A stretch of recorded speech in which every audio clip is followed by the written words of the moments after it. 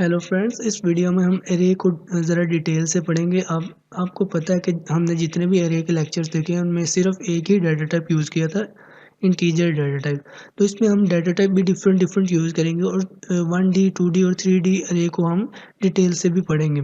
तो सबसे पहले हम क्या करते हैं कि हम एक डाटा टाइप ले लेते हैं, फ्लोट फ्लोट डाटा टाइप ले लेते हैं और इसके एक अरे बना लेते हैं। अरे का नाम मैं अरे लिख देता हूँ अरे, या फिर मैं पॉइंट लिख देता हूँ पॉइंट, ठीक है। और इसका एरे बना लेता हूँ 5 साइज लिख देता हूँ। तो इसको हम इसमें वैल्यूज़ कैसे स्टोर करवा सकते हैं। आपको पता है कि अगर हम 1D एरे बनाते हैं तो इसमें सिर्फ एक लोकेशन एक लिस्ट बनती है, जैसे कि पॉइंट 0, इसकी एक वैल्यू होती है 4.5.3 और यहाँ पे लिस्ट का जो साइज़ है वो चेंज होता रहेगा। टोटल हमारे पास 5 वेरिएबल्स बनेंगी और पांचों का ये इस तरह से 0 से स्टार्ट होगा। हमारा जो इंडेक्स है, एरे का जो इंडेक्स होता है वो 0 से स्टार्ट होता है, ये आपको पता है। अगर नहीं पता तो आपको मेरे सारे लेक्चर्स देखने पड़ेंगे एरे के रिलेटेड।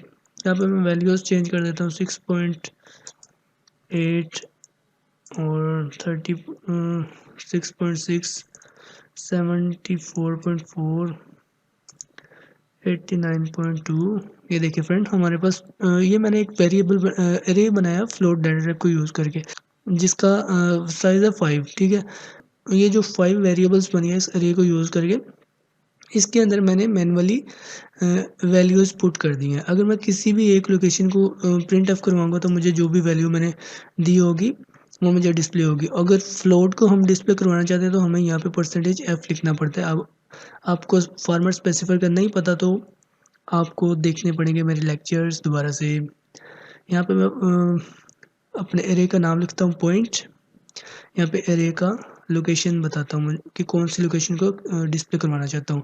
तो 0 के अंदर हमारे पास जो भी होगा उसको डिस्प्ले करवा देगा। 5.3 है हमारे पास 0 में, तो मैं इसको कंपाइलर रन करता हूँ। 5.30000, ये 0 को हम कम करना चाहते हैं तो इसके लिए क्या करना पड़ेगा, सिंपल यहाँ पे 0.2 लिखना पड़ेगा। सॉरी, यहाँ पे नहीं, यहाँ पे 0.2 लिखना पड़ेगा। तो ये देखिए अब पॉइंट के बाद सिर्फ 2 डेसिमल हमें दिखाई देंगे। देखें 5.300, सॉरी 30। इसी तरह अगर मैं इसको डिस्प्ले करवाना चाहता हूँ तो इसके लिए मुझे लोकेशन बतानी पड़ेगी 4 के अंदर 98.2 है। इसको मैं कंपाइलर रन करता हूँ तो देखें लोकेशन नंबर 4 में क्या है, 98.20, ठीक है। ये हमारा फ्लोट था, फ्लोट का एरे था। अगर फ्लोट के एरे को हम 2 डायमेंशनल एरे में कन्वर्ट करना चाहते हैं तो उसके लिए भी हमें क्या करना पड़ेगा, यहाँ पे डायमेंशनल्स में ज़्यादा लिखना पड़ेगी वैल्यूज़, एक और सबस्क्रिप्ट देनी पड़ेगी। यहाँ पे मैं 2 लिख लेता हूँ और यहाँ पे भी 2। और अगर मैं इसको मल्टीप्लाई करूँगी तो हमारे पास टोटल 4 वेरिएबल्स बनेगी। एक तो ये तरीका ये है कि हम यहाँ पे भी वैल्यूज़ का साइज़ दे सकते हैं 5.3 और 98, फिर 36.6 और 58.2। ये हमारे पास टोटल कितनी वैल्यूज़ स्टोर हो गई हैं, 1 2 3 और ये 4, ठीक है।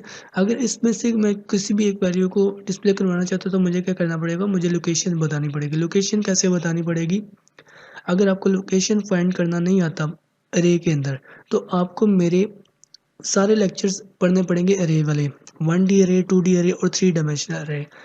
और 3 डायमेंशनल अरे के अंदर मैंने मल्टी डायमेंशनल अरे का भी बताया हुआ है आपको। तो मुझे अगर ये डिस्प्ले करवाना पड़े तो मैं क्या लिखूँगा, 0001, ठीक है। सॉरी 00, ये 00 है, ये 01 है और ये 10 है।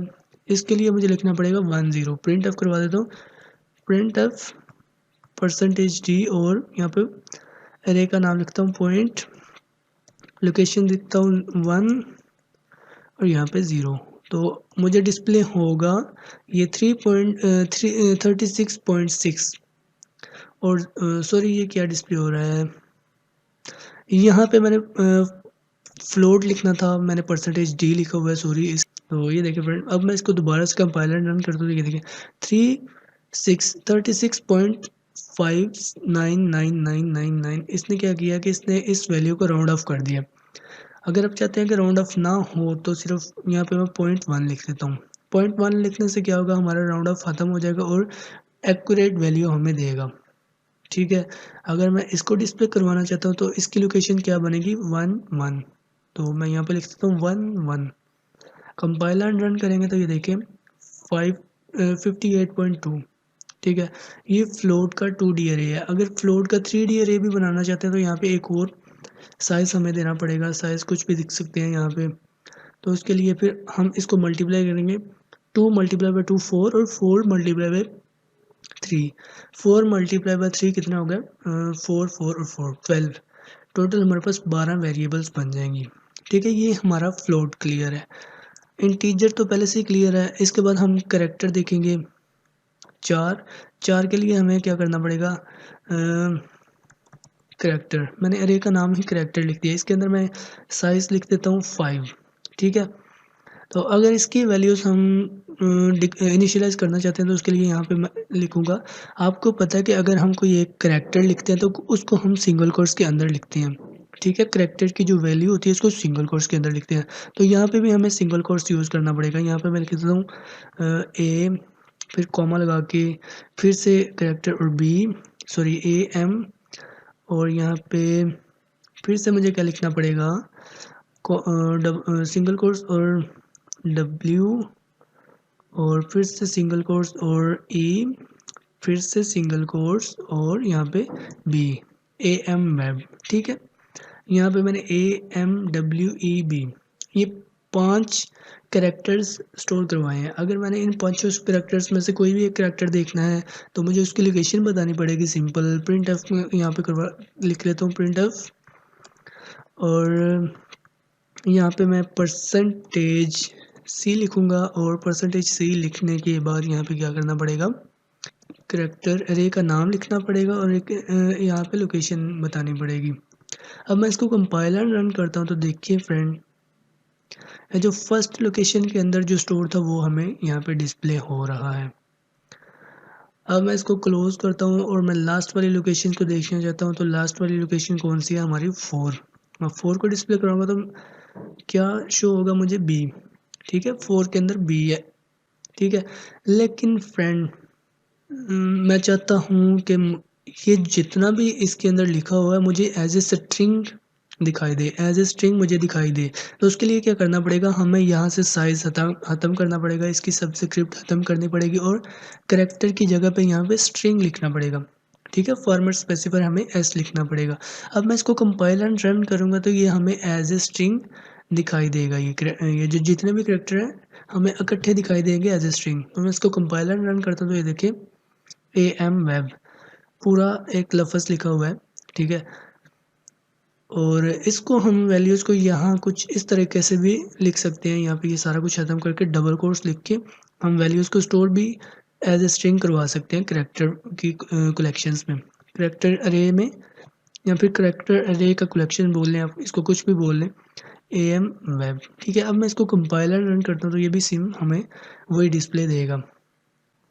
ठीक है फ्रेंड, इस वीडियो में बस इतना ही है। इसको ये जो करेक्टर्स हैं या फिर स्ट्रिंग ऑफ अरे है या फिर स्ट्रिंग डॉट एच है, ये सारी चीज़ें हम स्ट्रिंग वाले लेक्चर्स में डिटेल से पढ़ेंगे। तो आज की वीडियो में बस इतना ही है।